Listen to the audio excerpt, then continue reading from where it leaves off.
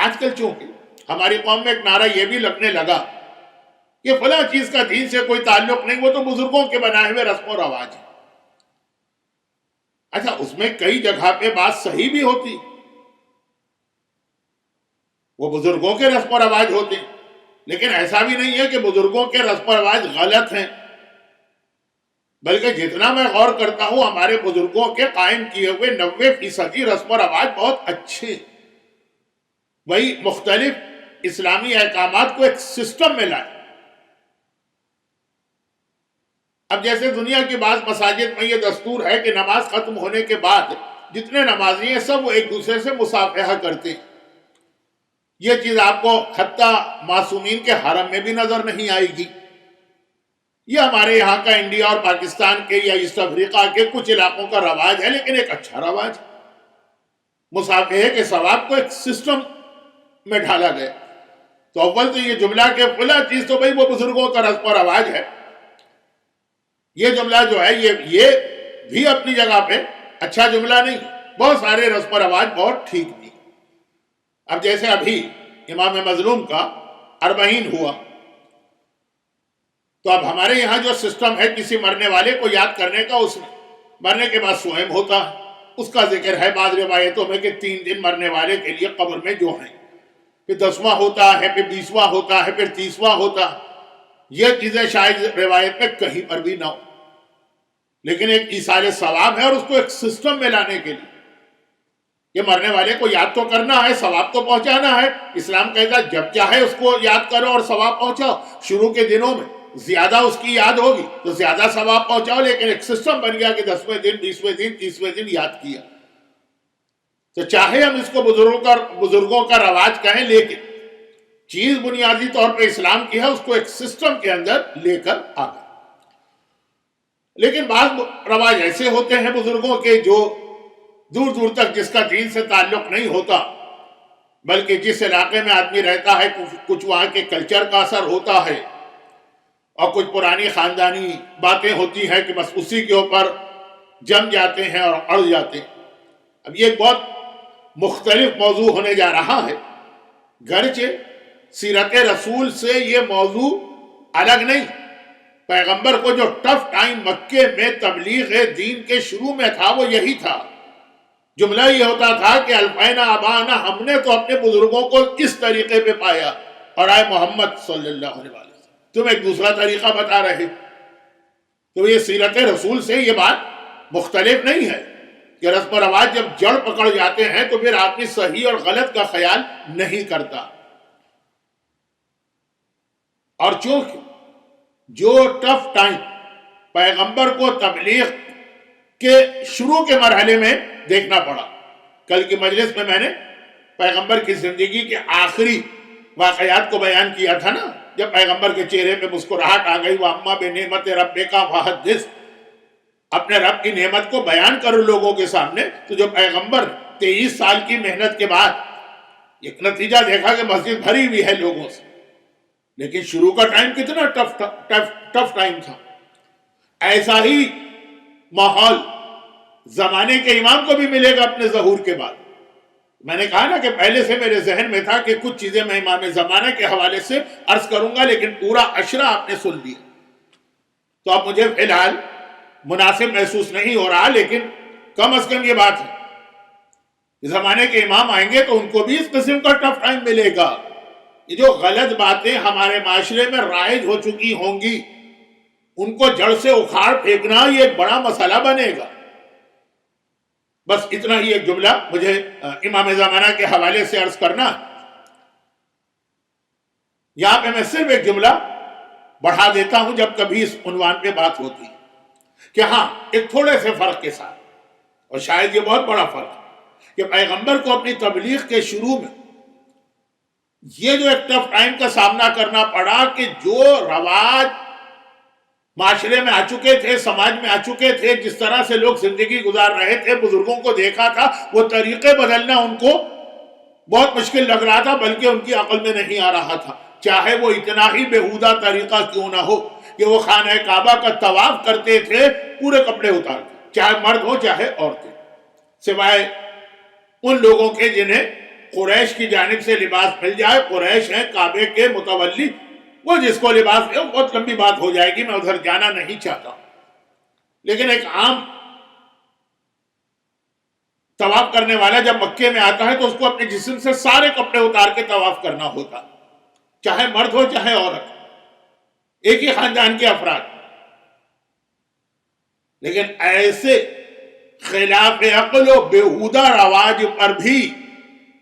قریش مکہ کا یہ اصرار ہے کہ چونکہ ہم نے اپنے بزرگوں کو اس طرح دیکھا تو ہم اس کو تو نہیں بدلیں گے. سورہ اعراف میں اس کی تفصیل بھی ہے، یہ تو قرآن کے حوالے سے بات آئی.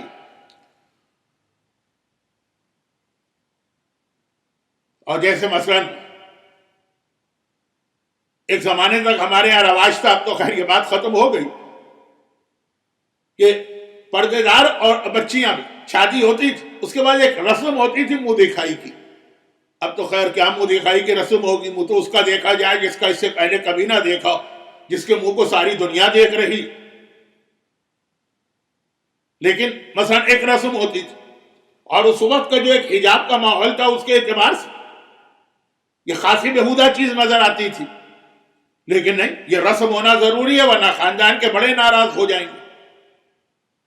اگر کبھی کسی دیندار نوجوان نے کہہ دیا کہ ہاں خاندان کے بزرگ بے شک آئیں،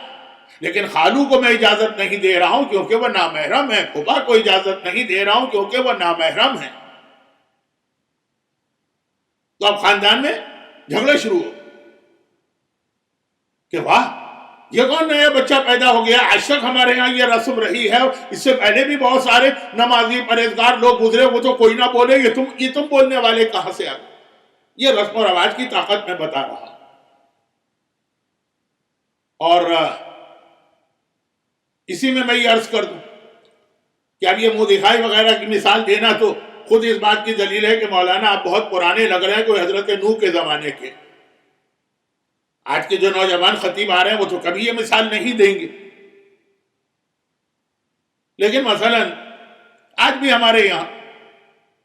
کتنی شادی کی تقریبات ایسی ہوتی، مجھے خود بھی نہیں معلوم کہ کیا ہمارے یہاں کا سسٹم ہوتا ہے شادی کا، اس کا سسٹم کیا ہے. نماز کا طریقہ آپ مجھ سے پوچھ لیجئے، وضو کا طریقہ آپ مجھ سے پوچھ لیجئے، حج کا طریقہ آپ مجھ سے پوچھ لیجئے، شادی کا طریقہ کار نکاح کے علاوہ مجھے کچھ نہیں پتا.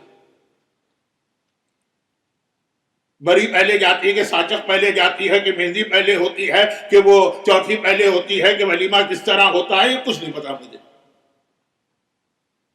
لیکن جو ہمارے یہاں رسم و رواج ہیں اس کے اندر ایک رسم و رواج میں یہ بھی آج کل بڑھ گیا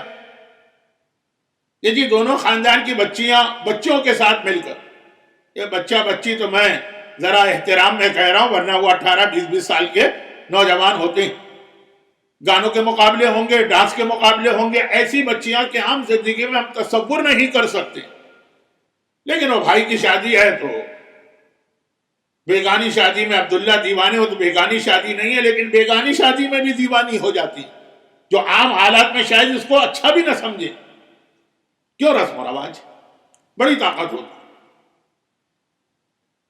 اسی لیے اگر کسی جگہ پہ کچھ لوگ عقل مندی کرتے ہوئے اچھے رسم و رواج قائم کرتے معاشرے میں تو ایک طاقت ہے رسم و رواج میں. یہ اچھے رواج ایسے ہیں کہ اس سے مقابلہ کرنا بھی مشکل ہوتا ہے. اب جیسے میں نے ابھی مثال دی کہ ہمارے یہاں کوئی آدمی مر گیا تو پھر اس کا 100واں بھی ہوگا، 10واں بھی ہوگا، 20واں بھی ہوگا، 30واں بھی ہوگا. یہ رواج جس نے بھی قائم کیا ایک اچھا رواج ہے. مرنے والے کو اس حوالے سے یاد تو کیا جا رہا ہے، کچھ اس کے لیے اصالہ ثواب تو ہو رہا. حتیٰ ہمارے یہاں بعض اوقات موومنٹ چلتے ہیں کہ اس کو باہر نکالو، یہ اسلام میں نہیں ہے، لیکن وہ لوگ ناکام ہو جاتے ہیں. ہاں رسم و رواج والے جہاں ذرا کمزور پڑ جائیں کبھی تو ختم ہوتے ہیں. پیغمبر نے بھی عربوں کے کتنے رواج بدل دیے، ہمارے معاشرے میں بھی کتنے ختم ہو گئے. لیکن میں کہہ رہا ہوں یا اگر کرنا ہی ہے تو اچھے رواج کو اپنے معاشرے میں قائم کرو تاکہ کم از کم اس کا ثواب تو تمہیں ملے. جیسے چھوٹی سی اس کی مثال دے دوں، مثال بہت بڑی ہے لیکن وقت کم. اور وہ مثال یہ ہے کہ یقیناً ائمہ طاہرین اپنے زمانے میں بہت زیادہ تاکید کی تھی کہ امام مظلوم کے روضے کی زیارت کو بھی جاؤ اور پیدل بھی جاؤ، جس کو آج کل مشق کہتے ہیں، واکنگ زیارت، walk from Najaf to Karbala. اور یہ تو خیر ہم لوگوں کے لیے جو باہر سے زائر آتے ہیں، جو وہاں کے مقامی لوگ ہیں وہ تو بصرہ سے پیدل آتے ہیں، کہاں کہاں سے پیدل آتے ہیں، کتنے دن پہلے وہ اپنا سفر شروع کر دیتے ہیں۔ تو اب یہ بہت پرانی ایک چیز ہے لیکن ختم ہو گئی۔ کامل الزیارات ایک وہ کتاب ہے جس کی روایتیں بہت ہی زیادہ معتبر ہیں، بلکہ پہلے تو مرحوم آیت اللہ خوئی کا نظریہ تھا کہ اس کی ساری روایتیں معتبر ہیں، پھر بعد میں ذرا سا یہ نظریہ بدلا، اس کی تفصیل کی آج کوئی گنجائش نہیں۔ تو خلاصہ یہ ہے کہ اس میں آپ کو، یہ تو اردو میں بھی ترجمہ ہے اور انگریزی میں بھی ترجمہ، اور تقریباً ویسٹرن کنٹری سے آنے والا ہر آدمی یہ کتاب لے کے آتا ہے کہ کچھ پڑھ کے کچھ معرفت حاصل کر کے جائیں گے۔ تو اب اس میں روایتیں آپ کو ملیں گی کہ واکنگ زیارت کا کتنا ثواب، لیکن یہ سلسلہ ختم تھا، بیچ میں بند ہو گیا۔ خاتم المحدثین یا خاتم المحدثین مرزا حسین نوری نے یہ سلسلہ دوبارہ شروع کیا کہ جی نجف سے لوگ پیدل زیارت کے لیے جایا کریں۔ خاتم المحدثین مرزا حسین نوری نے سلسلہ شروع کیا کہ نجف سے لوگ پیدل کربلا زیارت کو جائیں گے، اور بھائی مرزا حسین نوری شیخ عباس قمی کے استاد بھی ہیں، جنہوں نے شیخ عباس قمی جنہوں نے وہ مفاتی لکھی کہ ہر زائر کے بغل میں کتاب یہ بھی دبی ہوتی، اور خالی زائر نہیں پورے سال اعمال کرنے والے عموماً اس کتاب سے استفادہ کرتے ہیں۔ تو ان کے استاد بھی ہیں اور اسی حجرے میں دفن ہے جہاں شیخ عباس قمی دفن ہے، بلکہ میں الٹا جملہ کہہ گیا، مرزا حسین نوری کا پہلے انتقال ہوا 1319 ہجرہ، شیخ عباس قمی 1361 ہجرہ، 40 سال کے بعد۔ استاد اور شاگرد دونوں ایک ہی جگہ پر ہیں، مولا کے روضے میں جب آپ زیارت کو جاتے ہیں تو عام طور پہ جو باب قبلہ سے مرد داخل ہوتے رائٹ سائڈ کے اوپر جو صحن میں پہلا حجرہ۔ تو غرض یہ کہ یہ سلسلہ اس کو میں رواج تو نہیں کہنا چاہتا ہوں، مجبوراً کہہ رہا ہوں کہ ایک رواج انہوں نے یہ شروع کیا۔ اب کتنا طاقتور ہو گئے، آج زیارت کے درمیان مشق کی کتنی اہمیت ہے۔ اچھا اب یہاں پہ بات روک لیجئے ورنہ میں پھر موضوع سے تھوڑا سا بہک جاؤں گا کہ ہم اور آپ اپنی ڈیوٹی میں کچے، شیطان بڑا پکا۔ پہلے تو وہ برے رواج معاشرے میں قائم کرتا، ہمیں چاہیے کہ ہم اچھے رواج لے کر آئیں،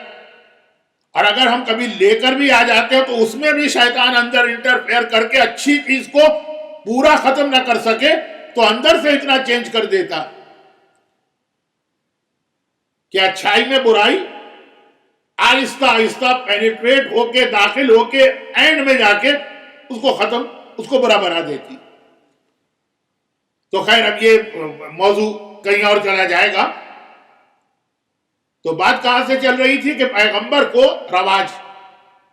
برے رواج، لیکن اس لیے کہ بزرگوں نے قائم کی، بہت ٹف ٹائپ کے لگے، نہیں عربوں کو ان کا مقابلہ کرنا یعنی اس کو ختم کرنا بہت ٹف لگا، بہت مشکل، اور یہی زمانے کے امام کے ظہور کے بعد ہوگا۔ تو میں نے کہا ایک جملہ میں اپنی طرف سے کہہ دیتا ہوں، اگر اسی موضوع پہ بات کر رہا ہوتا تو یہ جملہ خود ایک مجلس بن جاتا، لیکن جیسا کہ میں نے اپنی مجبوری بتائی کہ میں کیوں بات نہیں کر رہا ہوں، تو خالی یہ جملہ کافی ہے کہ ہاں مگر ایک فرق ہے رسول کے اور امام زمانہ کے اس جہاد میں۔ جہاد تو بہت سارے ہوں گے، اس جہاد میں رواج کا مقابلہ، پیغمبر کو اس رواج کا مقابلہ کرنا پڑا جو کافروں کے تھے، مشرکوں کے تھے، بت پرستوں کے تھے، منکروں کے تھے، جو مانتے ہی نہیں تھے رسول۔ اور امام زمانہ کو ان رواج کا مقابلہ کرنا پڑے گا جو مومنوں کے ہیں، محبوں کے ہیں، امام کے چاہنے والوں کے ہیں، امام سے محبت کرنے والوں کے ہیں، مخلص لوگوں کے ہیں۔ بس اب یہ دونوں کے اس جہاد میں یہ ایک فرق ہوگا، اور یہ وہی فرق ہے جو اصل میں تو پیغمبر اور امام زمانہ کے جہاد کا فرق نہیں، پیغمبر اور مولا کے جہاد کا فرق، کہ پیغمبر جہاد کریں کافروں سے، مولا جہاد کریں ناقصین و قاسقین و مارقین سے۔ اور پھر وہی جو کہ امام زمانہ رسولوں کے سلسلے کے ایک رسول نہیں ہے نعوذ باللہ. ختم نبوت پہ ہمارا ایمان ہے، پیغمبر میں سلسلہ ختم، وہ امامت کے سلسلے کی ایک کڑی ہے. تو جو جہاد مولا والا ہے وہی جہاد امام تک پہنچے گا.